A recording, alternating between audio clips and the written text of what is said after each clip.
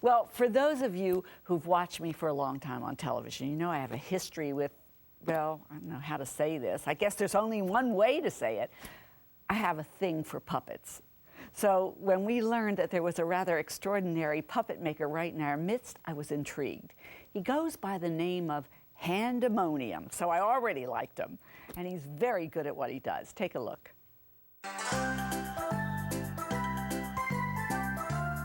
Hi, I'm Alfie P. With puppets, people are certainly aware that there's puppeteers behind the scenes, but they're not always aware of the guy who designs and builds the puppets. That's me.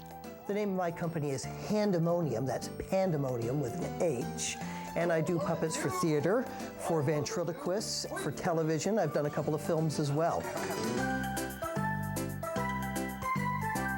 You can make puppets out of almost anything. Mine mostly are made out of foam rubber, and it's glued together using hot melt glue. So this is the basic foam rubber skeleton for a person puppet. You can see these are cheek pieces. The nose goes right about there. And just to compare with this guy here, you can start to see where those cheekbones are hiding under this piece of fabric. The nose will be glued on as a separate piece. And you can see how flexible the foam rubber is. That keeps it strong, but it adds to the expressiveness of the puppet. So if he's upset, he can really scrunch his face up. I'm going to cover his face with fabric now, and I use all sorts of fabric. This is a stretch terry cloth.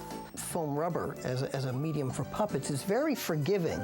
You don't have to cut the shapes out exactly. If they're sort of in the ballpark, when you cover it with fabric, it seems to even out the shape, so you get a very smooth, polished look without having to spend a lot of time measuring things out very precisely. Here's my favorite technique for doing eyes. I take a plastic spoon and I cut off the handle. Then I drill a hole in it, and I'll take one of these teddy bear eyes and glue it in place. Then I can take a piece of fabric and glue it and wrap it around the top to form an eyelid. A match set might look something like this. And these are the type of eyes that I have up here on Otis the Possum. And that gives a real strong sense of character, eyes that focus in a direction, eyes that when you see the puppet, that right away you have a sense of who they are and what they're about, even before they open their mouth. My name is Alfie P. Alphadon. Most of the puppets I do for television have blinking eyes, and that's something that's unique for me. I think it just adds a level of lifelike expression that you can't get in other ways. And the eyes blink off a cable mechanism that looks like a syringe, so moving your thumb and your forefinger, pushing them in makes the eyes close, pulling out, and they open. I'm gonna take the escalator out of here. Another material I use is latex rubber. It's a really great material for television because it's really flexible and very expressive.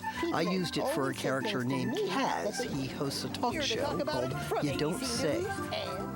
Most of my puppet costumes are children's clothing that I've just had to alter here and there, and I'll get it from the shopping mall, thrift stores. Dollar stores are a great place to find accessories, great pairs of glasses, really odd-looking jewelry, perfect puppet stuff. One of my favorite characters I've designed is the monster in the Success for All Learning to Read DVDs. He loves his mommy and he loves his friends, and coupled with the gruff face and the snarly teeth, it's just such a human character. This looks like a job for Finger Detective!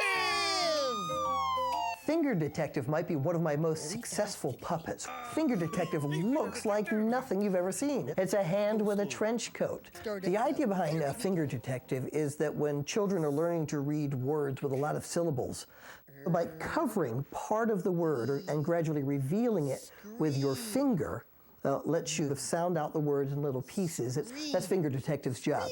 The first part of the word is scream. $1 million deal from Nike. Because I've seen the way that puppets connect to people, I feel really responsible when I'm working on a puppet, knowing that for some child, they're going to have an emotional link to this character they see, maybe for the rest of their lives. I love that responsibility. I love that I could be implanting an image, a mold in somebody else's mind and in their heart that could stick with them for life. I take it very seriously, and that's why sometimes I do 5 or 6 versions of the same puppet before I let it get out the door. Leave my class.